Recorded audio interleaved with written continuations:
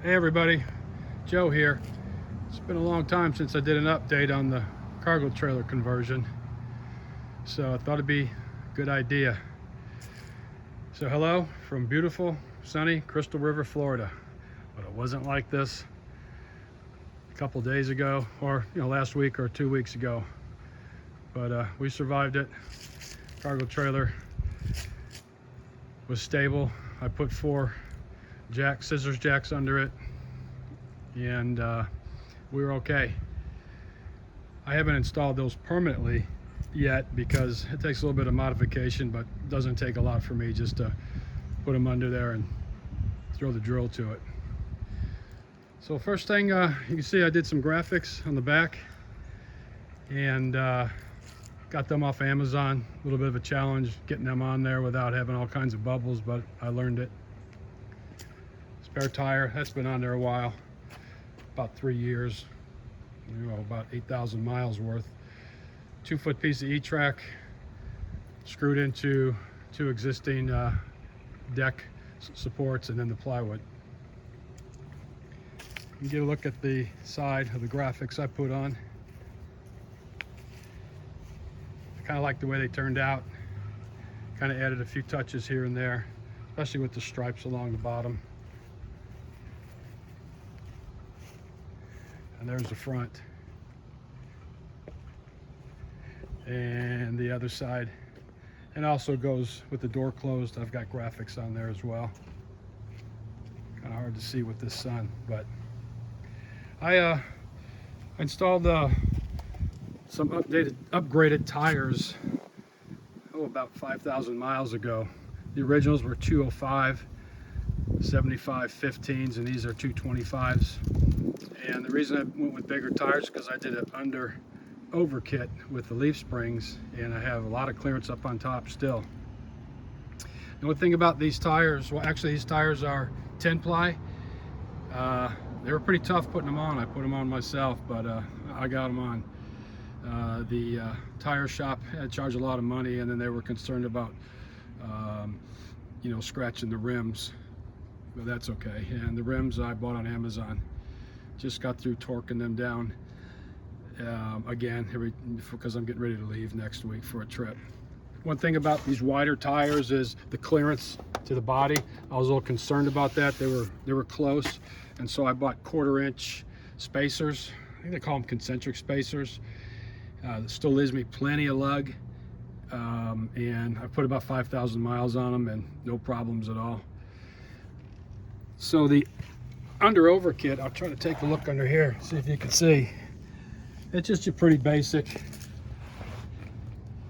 There's a perch that goes on top, and they give you a long bolt and one of them long type nuts to keep it tight. And I welded the perches, and the same thing over there. They give you all new hardware. They're nylon nuts on top. I still try to torque them down before I leave, but it just really isn't necessary. So it's been working out real good for me. I haven't noticed any difference in pulling. Actually, I think it pulls even better, no sway. People talk about the the different height, center of gravity, all that stuff. Nah, no big deal. Also installed a camper fold up slide in with support brackets on the bottom, steps. It doesn't sit as low as the drop axles, but as with the drop axles, I don't go anywhere that's crazy off-road, and pretty much the campgrounds I stay in, it's paved or gravel, so I don't have a problem with them. It's okay with me. Also, I added a solar panel. I had one, but I added another one up there, and they're on the existing strut that I've got running the width of the trailer, 2 struts. The Z brackets were low on the original one, and the new one didn't come with any, so I fabricated a new set of Z brackets, make them a little bit higher so I have a little better airflow. And they're sturdy, they're tough. I think they're going to be okay. Also, I had some strut laying around, so welded some pieces together and made a antenna bracket because I bought a new antenna. And since I raised the solar panels up, both brackets fit right through, and ran my feed down along the top rail and then into where it goes in the trailer. That right there was my existing antenna bracket that I made. I think I'm going to put a 90-degree elbow up on top and just run a flag. So let's take a look up on top here, and you can see the solar panels.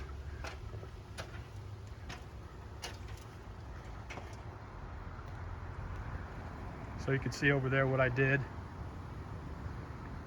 Have a quick disconnect connector in case I need just to connect the solar panels in the middle, and you get a better idea of the Z brackets, and then also the antenna bracket I made. So I don't think it's going anywhere. While I had this all done, it was before the hurricane. I threw mopped another coat of Henry's on top, even though it didn't need it, because I did one about 8 months ago, but hey, why not? So I'm all set for a while. That's pretty much all I did on the outside. Let's take a look. Of course, this is for my weight distribution hitch, and what I did was bought some airbags for my Dodge Ram, because they have a soft coil springs, so that way I don't have to crank so damn hard on the weight distribution, because it puts a lot of pressure on that V-tongue. And if you look under there, they're welded in some spots, but I've seen these things buckle. So I'll be able to reduce the squat, and then also still use the weight distribution and the sway bar, but not as don't have to crank on it as hard to get my truck level. I made this screen door. Let's see if I can get out of the sun a little bit. Did that about, a year and a half ago. Had some scrap wood laying around. It opens in, which is fine because I have plenty of room, as you can see. And don't have any cross supports on it. People were saying it's going to warp, but it's been a year and a half. I'm here in hot, humid Florida, and this thing's closed up half the year, and not an issue with it. It still opens and closes and seals like the day I put it on. And I like it. It's just what I've been wanting. So let's take a look inside.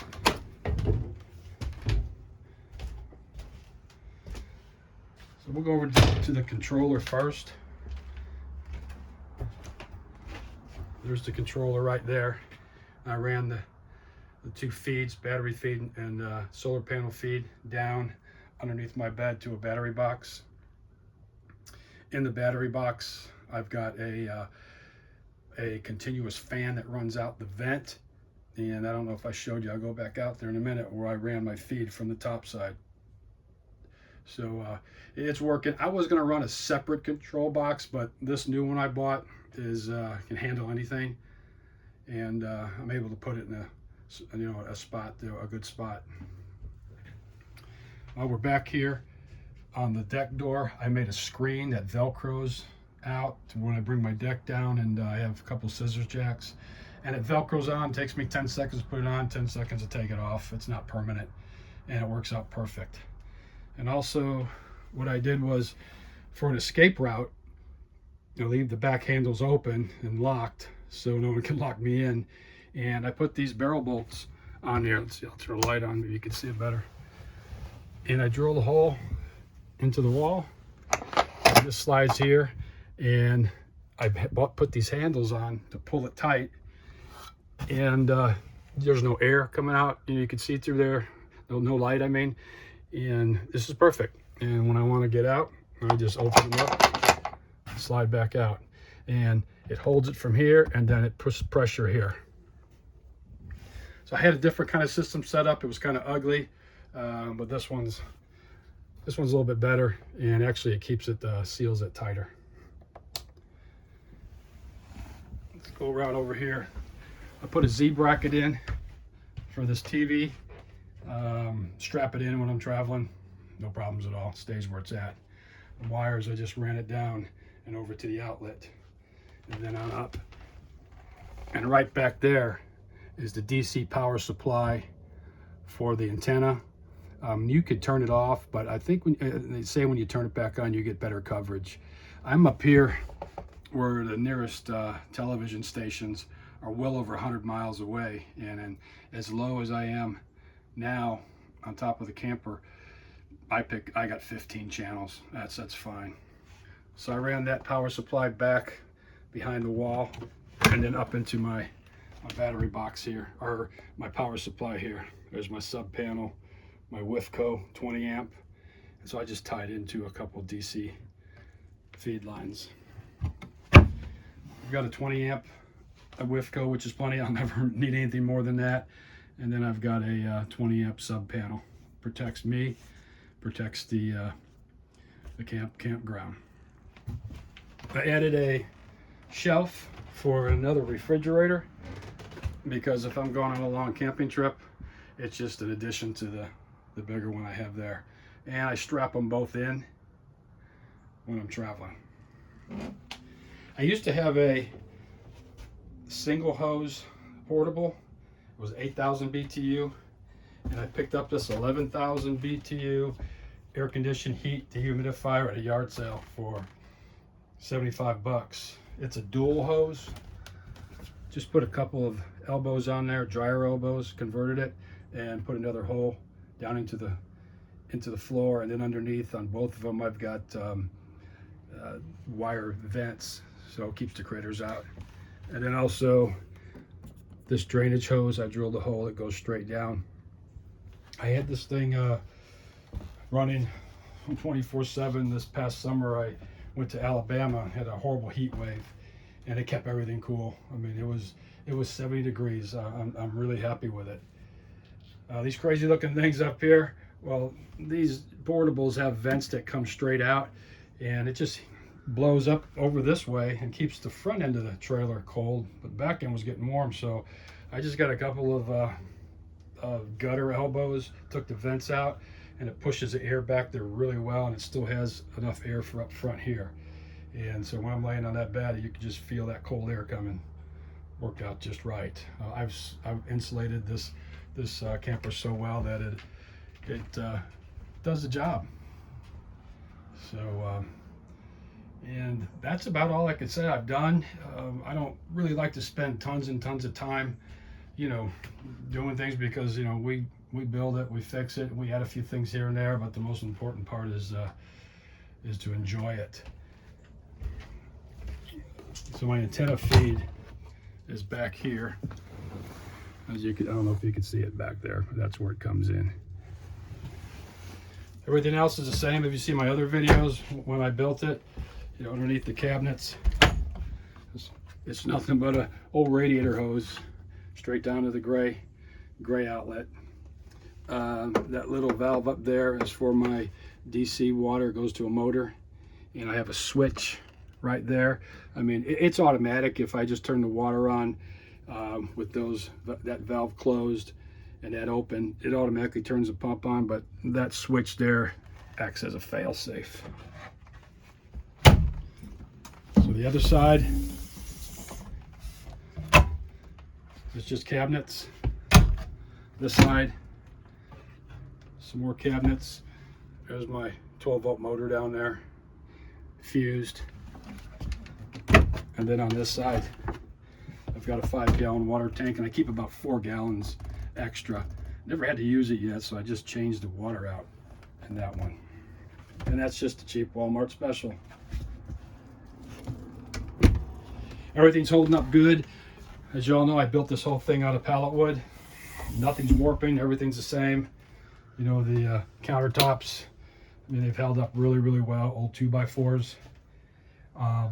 Yeah, I added some weight, probably about a little over 1,500, maybe more pounds. Well under what this trailer's capable of handling.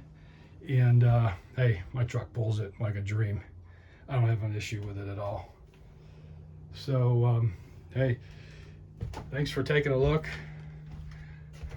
The man cave is here. It's going to be here for a while. I've got a trip scheduled for 4 days up to from Florida to Tennessee. It's a beautiful campground. From what I understand, it's called Chester Frost, and I'm really looking forward to it. So Maybe I'll do a quick video once I get there with the deck down and the screen, because that's awesome.